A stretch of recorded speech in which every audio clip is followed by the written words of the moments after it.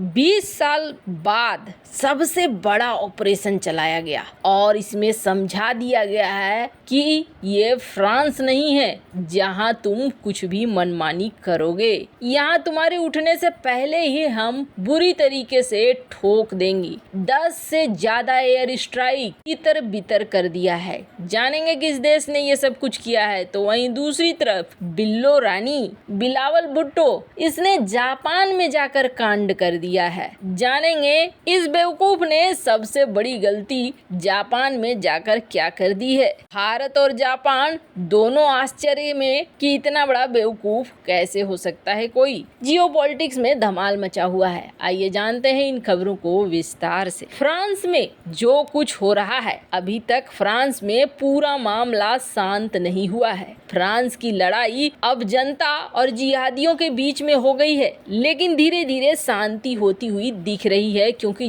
जनता भारी पड़ रही है। जो जिहादी हैं वो मात्र 9% हैं और जनता भरी पड़ी है, इसलिए जनता धीरे धीरे अपना कंट्रोल वापस से पा रही है। पर फ्रांस की जो घटना है उसने सबक सिखा दिया है पूरी दुनिया भर को और दुनिया में सचेत हो गए हैं। इजराइल ब्रिटेन ने अपनी सेना को पहले ही एक्टिव कर दिया है। अब ब्रिटेन ने क्यों किया है ये भी समझ में आ रहा होगा। हाल फिलहाल में ब्रिटेन में कई ऐसी गतिविधियां हुई जिसे देखकर लगा कि हाँ, कट्टरपंथी ताकतें यहाँ भी हावी हो रही हैं और इजराइल की तो मजबूरी है, इजराइल को अपना अस्तित्व बचाकर रखना है। हमने आपको बताया था कि इजरायली सेना ने वेस्ट बैंक शहर जेनिन में, जो कि इस वक्त इजरायली सेना के कब्जे में ही है, वहां पर एयर स्ट्राइक करना शुरू किया था। जेनिन में दूसरी रात को भी सैन्य अभियान जारी रखा गया। इजरायली एयरफोर्स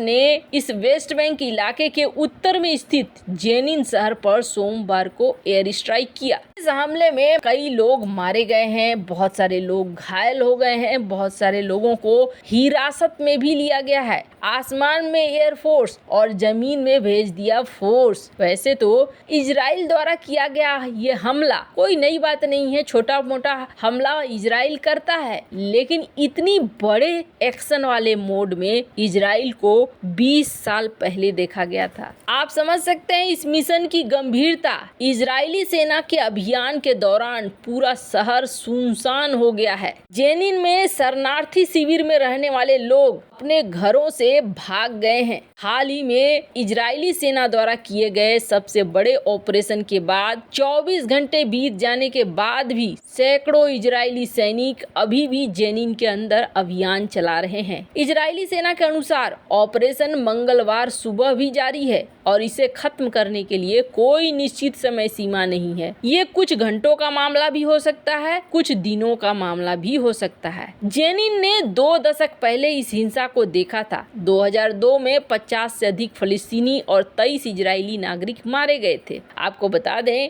जेनिन शिविर की स्थापना 1950 के दशक में इजराइल के बनने के बाद 1948 से जो लोग भाग रहे थे उन शरणार्थियों को आश्रय देने के लिए किया गया था और इन शिविरों में कहा जाता है करीब 18,000 फलस्तीनी रहते हैं। हालांकि यूएन यहाँ रहने वाली की संख्या 14,000 बताता है और फिलिस्तीनी से 12,000 बताता है। पर इजराइल का कहना है कि जेनिन में जो ये रिफ्यूजी कैंप है ना, इन कैंप में आतंकी छिपे हुए हैं और हथियार हैं। कई दिनों से हमास कई सारी योजनाएं बना रहा था, इसलिए हमारे लिए ये एक्शन लेना बेहद जरूरी था। इस मिशन के लिए इजराइल ने 2000 सैनिकों को उतारा है। कई दिनों तक ये मिशन चल रहा है। इजराइल ने ये कहा है कि जब तक यहाँ पर टेरर का इंफ्रास्ट्रक्चर है, पूरी तरीके से इसे खत्म नहीं कर दिया जाएगा, तब तक हम यहाँ से हटेंगे नहीं। वैसे आपको बता दें, कहा यह जा रहा है कि इजराइल ने ये एक्शन फ्रांस को देखते हुए लिया है कि कोई तबाही आने से पहले ही उस तबाही को खत्म कर दो, उसे इतना बढ़ने न दो कि वो हम पर हावी हो जाए। खैर, जहाँ तक ये सब कुछ चल रहा है इजराइल फिलिस्तीन के बीच में, तो वहीं दूसरी तरफ बिल्लो रानी जापान पहुंचा। एक बार को कान को यकीन नहीं होगा, जापान जो चाइना का दुश्मन है और चाइना और जापान में बिल्कुल भी नहीं बनती है, बिल्कुल ये बिल्लो रानी वहां पहुंचा है।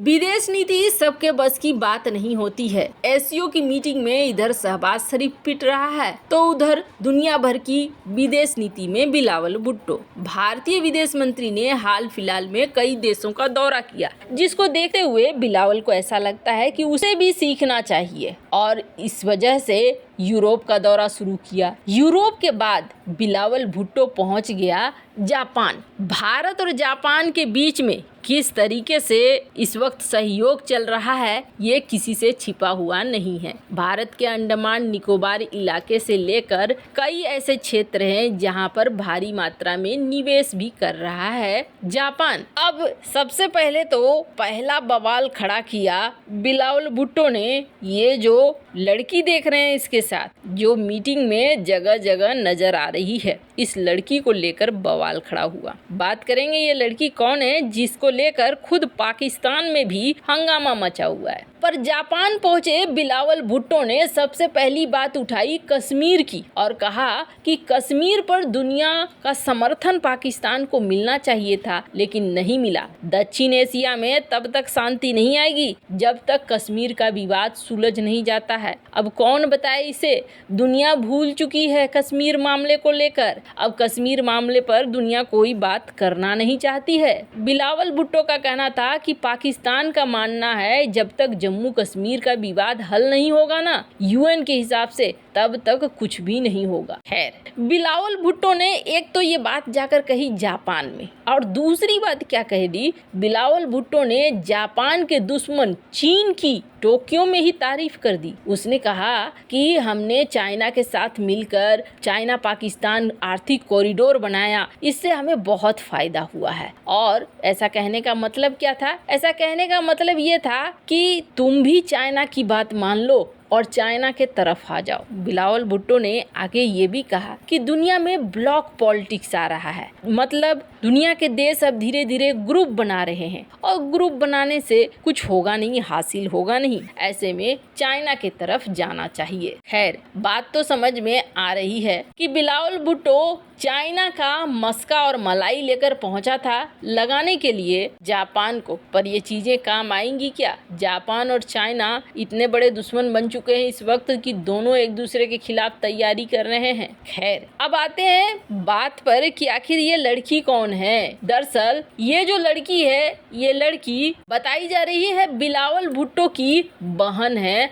आसिफा भुट्टो। अब आसिफा जरदारी भुट्टो ये यहाँ क्या कर रही है? ये क्या कोई राजनयिक है, कोई मंत्री है? तो जी नहीं, ये तो कुछ भी नहीं है। जापान की इस यात्रा पर पहुंची हुई है बिलावल भुट्टो की बहन, यानी कि इसे जापान दिखलाने के लिए लाया गया है। अब सवाल ये उठता है कि जापान दिखलाने के लिए बंदा लेकर आया, वो भी कब? जब उसका देश खुद आर्थिक संकट में फंसा हुआ है। ये कुछ श्रीलंका वाला काम नहीं कर दिया बिलावल भुट्टो ने। खैर, कहते हैं ना, चोर उचक्का चौधरी कुटनी भई प्रधान, वही हाल हो गया है पाकिस्तान का। वैसे इन सब मामले में आपकी क्या राय है? कमेंट कर जरूर बताएं। जल्द मिलते हैं अगले वीडियो में नई खबर के साथ।